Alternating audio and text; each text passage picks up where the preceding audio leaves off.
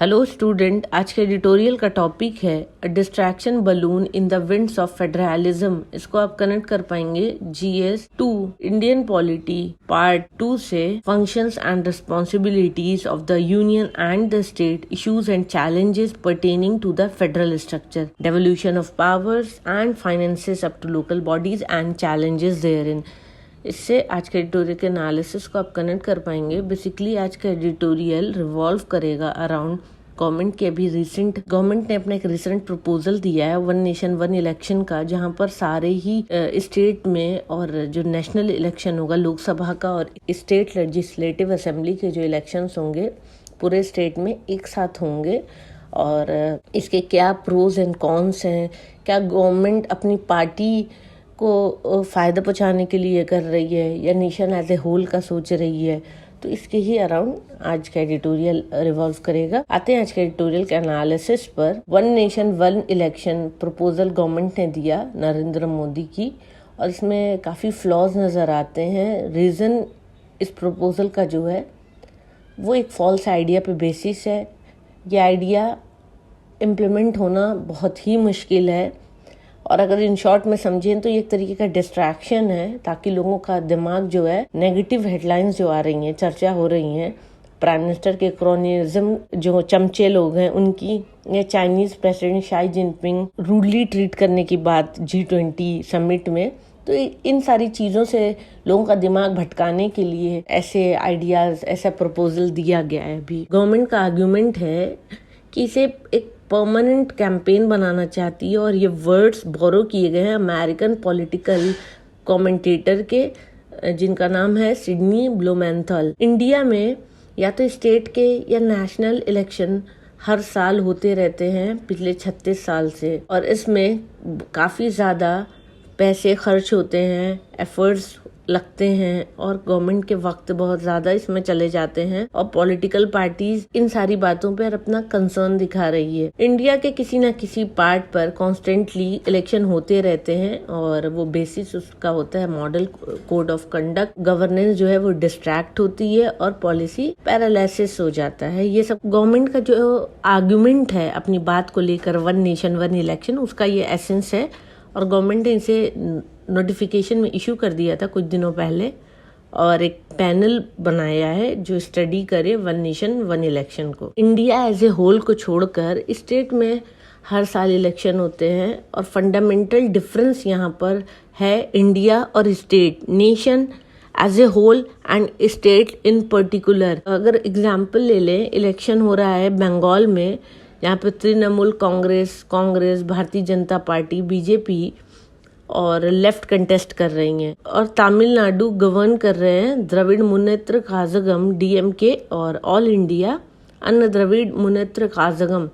तो क्या उन पे कोई इम्पैक्ट होगा? बिल्कुल नहीं होगा, क्योंकि वो दोनों अलग अलग स्टेट हैं। तो एक जगह पे अगर इलेक्शन हो रहा है, दूसरी जगह उससे कैसे इम्पैक्ट हो सकती है? अगर इलेक्शन हो रहा है असम में एक मॉडल कोड ऑफ कंडक्ट के साथ, तो इससे गुजरात में होने वाले डेवलपमेंट या रोड प्रोजेक्ट स्टॉप तो नहीं हो जाएंगे। अगर कुछ इंडिया के स्टेट्स में इलेक्शन होते हैं तो इसका मतलब ये नहीं है कि पूरा इंडिया हमेशा इलेक्शन के मोड में रहता है। हाँ, ये जरूर है कि इंडिया के कुछ स्टेट में इलेक्शंस हमेशा होते रहते हैं। अगर इंडिया के मेजर पॉलिटिकल पार्टीज की बात करें तो वो भी हमेशा इलेक्शन मोड में नहीं रहती हैं, सिर्फ कुछ पार्टी को छोड़कर। और यहाँ पे इन दोनों बातों को समझना बिल्कुल जरूरी है, क्योंकि नोशन जो इनका है, अपने आर्ग्यूमेंट को जो ये दे रहे हैं, यहाँ पे इम्पोर्टेंट है इस बात को समझना है कि दोनों ही बातों में फर्क है, और इनका जो आर्ग्यूमेंट है इसको मर्ज करके ये दे रहे हैं वन इलेक्शन आइडिया को। नेशनल पार्टीज की अगर बात करें, अगर Delhi based high command culture है वहाँ पर, जैसे कि कांग्रेस, BJP, तो मे भी वो प्रेशर फील करें लगातार इलेक्शन होने से, जैसे कि म्यूनिसिपल है या स्टेट इलेक्शन हो रहे हैं, क्योंकि उनकी पार्टी कंट्री में और भी जगह पे अगर इलेक्शन हो रहे होते हैं तो उनकी पार्टी इन्वॉल्व होती है, क्योंकि उनका रोल प्ले करना है नेशनल लीडरशिप का, specially campaigner in chief of BJP for local body to a state election अगर इंडिया में कहीं पर भी हो रहा है तो वहां पर एक इम्पॉर्टेंट जॉब हो जाती है प्राइम मिनिस्टर और होम मिनिस्टर की, जिन्हें ऐसा फील होता है कि उनको हमेशा एक परमानेंट कैंपेन में लगना पड़ता है, बिजी रहना पड़ता है, और इस वजह से वो अपने गवर्नेंस पे ध्यान नहीं दे पा रहे हैं। लेकिन बीजेपी इस तरीके की चीजें चूज कर रही है, या वो चाहती है कि वो सारे ही इलेक्शन लड़े, प्राइम मिनिस्टर को कैंपेनर इन चीफ बनाकर और होम मिनिस्टर को सोल इलेक्शन इंचार्ज बनाकर। तो वो उनके फ्लॉज हैं, ये नेशन की प्रॉब्लम नहीं है। और ये भी इम्पोर्टेंट है समझना कि प्राइम मिनिस्टर की जो रिस्पॉन्सिबिलिटी है, उनको अपनी उस रिस्पॉन्सिबिलिटी को प्रायोरिटी देना चाहिए, रादर देन अपनी ऑफिस की ड्यूटी को छोड़कर वो इलेक्टोरल इंटरेस्ट ऑफ पार्टी को देखें। और जहाँ पर वो बैठे हैं, जिस सीट को लेकर वो बैठे हैं, उनके ऊपर रिस्पॉन्सिबिलिटी नेशन के सिटीजन को सर्व करने की है, और उसे वो लोअर प्रायोरिटी पे अगर करते हैं तो वहाँ पे उनका इशू हो जाता है, वो पर्सनल है, उसे उन्हें रिजॉल्व करना है। इंडिया के सारे स्टेट में different political cultures and parties हैं। क्यों हम बेसिक कॉन्स्टिट्यूशनल स्ट्रक्चर कंट्री का जो है उसे चेंज कर दें टू नेशनल लीडर के लिए, जो चाहते हैं एक बैलेंस बनाना अपने कैंपेन और गवर्नेंस शेड्यूल में, क्योंकि वो हर जगह पर इलेक्शन में मौजूद नहीं हो पाते हैं। तो अपनी सहूलियत के लिए क्यों ऐसा वो करना चाहते हैं, ये क्वेश्चन है। वन इलेक्शन आइडिया वो कन्वीनियंस होगा बीजेपी कैंपेन के लिए और उनके जो एरोगेंस है उसके लिए, लेकिन इंडिया की जो पॉलिटिकल डाइवर्सिटी है उसको इग्नोर कर रहे हैं वो कहीं ना कहीं। एक तरीके से ये एक अटैक है इंडिया के फेडरल स्ट्रक्चर, फेडरलिज्म पर। फेडरलिज्म अगेन मैं एक्सप्लेन कर दूंगी, आप शॉर्ट में देख लीजिएगा। आज के टाइम पे elected chief minister of state के पास पावर होती है कि वो रिकमेंड कर दें डिसोल्यूशन स्टेट लेजिस्लेचर का और कॉल कर दें अर्ली इलेक्शन के लिए, जैसा कि तेलंगाना के चीफ मिनिस्टर के चंद्रशेखर राव KCR ने किया था 2018 में। और इस तरीके से उन्होंने ब्रेक किया था cycle simultaneous state and parliament election in the state. अगर वन नेशन वन इलेक्शन आ गया तो KCR के पास क्या ये पावर रह जाएगा? क्यों हम इस पावर को छीन ले स्टेट से और सिर्फ यूनियन गवर्नमेंट को पावर दे दें कि वो डिक्टेट करे इलेक्शन शेड्यूल सारे ही स्टेट के लिए? तो क्या ये इंडिया के फेडरलिज्म के लिए एक धक्के की बात नहीं है?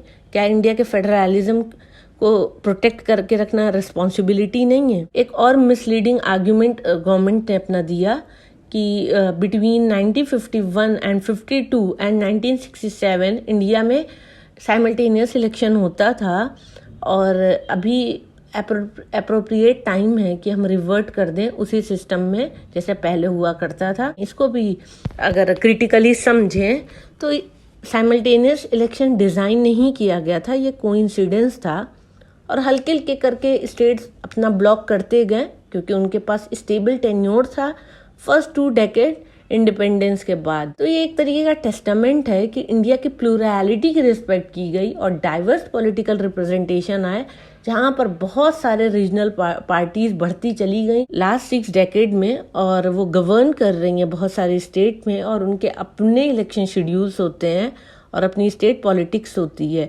लेकिन अगर वन नेशन वन इलेक्शन आया तो इन रीजनल पार्टी का क्या रह जाएगा? उनको सब कुछ नेशनल पार्टीज या जो रूलिंग गवर्नमेंट होगी उनके ही शेड्यूल के हिसाब से करना होगा। तो स्टेट की अपनी जो नीड है वो कैसे फुलफिल होगी? और ये बेवकूफ़ी होगी और रिग्रेसिव एक्सरसाइज होगी अगर हम सिंक्रोनाइज करते हैं इलेक्शन शेड्यूल बहुत सारे स्टेट का और अपने हिसाब से उसे डिजाइन करते हैं। गवर्नमेंट का एक और आर्ग्यूमेंट था वन नेशन वन इलेक्शन के पीछे, कॉन्करेंट इलेक्शन प्रोपोजल के पीछे कॉस्ट सेविंग। इसको अगर अंडरस्टैंड करें तो बहुत लॉजिक की अगर बात करें तो कोई नॉलेजेबल पॉलिटिकल कमेंटेटर भी इस बात को अग्री नहीं करेगा अनटिल अनलेस वो खुद डिसेप्टिव हो। बहुत सारे एस्टिमेट आए हैं इलेक्शन कमीशन के, नीति आयोग के, जो दिखाते हैं कि जो कॉस्ट आती है कंडक्ट करने में इलेक्शन, स्टेट या parliamentary election 5 year cycle work, तो उसमें जो खर्च आता है वो इक्वलेंट है 10 रुपीज़ के पर voter per year. NITI Aayog की रिपोर्ट के हिसाब से इलेक्शन अगर सिंक्रोनाइज कर दिया जाएगा तो cost equivalent of 5 rupees voter per year हो जाएगा। मतलब 5 रुपए ले देकर 5 रुपए बच जाएंगे, 5 रुपए सेव हो जाएंगे। तो शॉर्ट में अगर समझें तो साइमल्टेनियस इलेक्शन से 5 रुपए बच जाएगा, लेकिन जो कॉस्ट होगी बहुत सारे electronic voting machine, EVM machine और कंट्रोल यूनिट लगाने की, तो वहां पे कॉस्ट भी तो बढ़ जाएगी। ये बिल्कुल मतलब मजाकिया बात है कि हम इंडियन फेडरलिज्म की नीड को नीचे करके, सबवर्ट करके और पॉलिटिकल डाइवर्सिटी को ख़त्म करके, कॉन्स्टिट्यूशनल स्ट्रक्चर को अमेंड करके सिर्फ 5 रुपये बचाएंगे every voter in a year. Government इस पैसे को सेव कर सकती थी अगर वो ग्रैंड सेंट्रल विस्टा दिल्ली में नहीं बनाती। पॉलिटिकल पार्टीज या कैंडिडेट अगर खर्च करते हैं बहुत सारे पैसे इलेक्शन में कि वो गवर्नमेंट के होते हैं, टैक्स पेयर मनी नहीं होते हैं। पॉलिटिकल पार्टीज या कैंडिडेट बहुत सारे पैसे खर्च कर सकते हैं इलेक्शन पे बजाय गवर्नमेंट के पैसे खर्च कराना, क्योंकि वो पैसे जो पॉलिटिकल पार्टीज या कैंडिडेट खर्च करते हैं वो टैक्स पेयर मनी नहीं होते हैं। अगर इसके कॉन्ट्ररी देखें, इकोनॉमिक रिसर्च भी आई थी कि अगर इलेक्शन पे पार्टीज खर्च करती है, कैंडिडेट्स खर्च करते हैं, तो इससे एक्चुअली में बेनिफिट होता है इकोनॉमी को और गवर्नमेंट के टैक्स रेवेन्यूज बढ़ते हैं, क्योंकि प्राइवेट कंजम्पशन जो है वो बढ़ जाता है और ये एक तरीके का स्टिमुलस की तरफ वर्क करता है। गवर्नमेंट ने जितने भी लॉजिक्स दिए हैं वो इनकम्पेटेबल हैं। अगर हम बात करें हमारा जो स्ट्रक्चर है पार्लियामेंट्री सिस्टम का और लार्ज एंड डाइवर्स डेमोक्रेसी को लेकर, क्योंकि यहाँ पर हम सारे ही स्टेट के एस्पिरेशंस को हमें फुलफिल करना है, और अगर हम एक सिंगल इलेक्शन कैलेंडर लेकर आए तो ये हमारे पार्लियामेंट्री सिस्टम पे फिट नहीं बैठेगा। ये प्रेसिडेंशियल सिस्टम पे में भी फिट हो जाता है, क्योंकि वहाँ पर सर्वाइवल हो जाता है एग्जेक्टिव का, और एग्जेक्टिव डिपेंडेंट नहीं होता है लेजिस्लेटिव मेजॉरिटी पर। इंडिया की पार्लियामेंट्री डेमोक्रेसी अगर हम फैक्ट में देखें तो हम नॉन स्टार्टर हैं और हमें वक्त नहीं बर्बाद करना चाहिए कंट्री का इस तरीके की प्रपोजल या इस तरीके की चीजें लाकर। One nation one election politically unfeasible है और एडमिनिस्ट्रेटिवली अनवर्केबल है और कॉन्स्टिट्यूशनली अनवायबल है। इस तरीके की चीजें लाना बहुत मुश्किल है और ये आइडिया पूरी तरीके से फ्लिम्जी और शैलो ग्राउंड दिया जा रहा है कि कॉस्ट बच जाएगी, पॉलिसी पैरालिसिस नहीं होगा, गवर्नमेंट गवर्नेंस इंटरफेरेंसेस नहीं होंगे। तो ये सब फॉल्स गवर्नेंस इंटरफेरेंस नहीं होगा। तो एक तरीके से ये सब सिर्फ बताने की बात है, एक्चुअल में ग्राउंड पे ये सब वर्क नहीं करेगा। अगर इस बात को अंडरस्टैंड करें तो ये एक डेलिबरेटली नरेंद्र मोदी गवर्नमेंट का मूव है, जहाँ पर वो हेडलाइन से लोगों का दिमाग हटाना चाहती है। यहाँ पे बात हो रही है क्रोनिज्म की और चाइना की, और वो इसको यूज कर रही है वन नेशन वन इलेक्शन, ताकि लोगों का दिमाग यहाँ पे भटक जाए और खुद पार्टी का बिलीफ नहीं है इंडिया के फेडरल डेमोक्रेटिक पार्लियामेंट्री स्ट्रक्चर पर। इस प्रपोजल का जो रियल मैसेज है वो मोदी गवर्नमेंट के वन इलेक्शन का है और लोगों को डिस्ट्रैक्ट करने का है, क्योंकि उनकी क्लियर आइडियोलॉजी है डिवाइड करने की इंडिया के पॉलिटिक्स को, जो आज के वक्त पे है। बीजेपी के हिसाब से इंडिया यूनिफॉर्म नेशन है एंड यहाँ की पॉलिटी भी वर्सेस इंडियाज अलायंस। तो इंडिया का वर्सेस चल रहा है। India is A union of diverse state and पॉलिटीज। तो इन दोनों के जो आइडियोलॉजिकल डिफरेंसेस है, मेन मुद्दा यही है इस प्रपोजल के लाने का। जो लोग सच में रियल इंडिया में बिलीव करते हैं वो इस तरीके के चेंजेस लाने में कभी भी बिलीव नहीं करेंगे। ये तो यूनिटेरिज्म की तरफ हम बढ़ रहे हैं और उसको हम दिखा रहे हैं कि ये काफी एफिशिएंट होगा अगर ये आ गया तो ये था आज का एडिटोरियल का analysis. Thank you for watching my video. Please share, like and subscribe.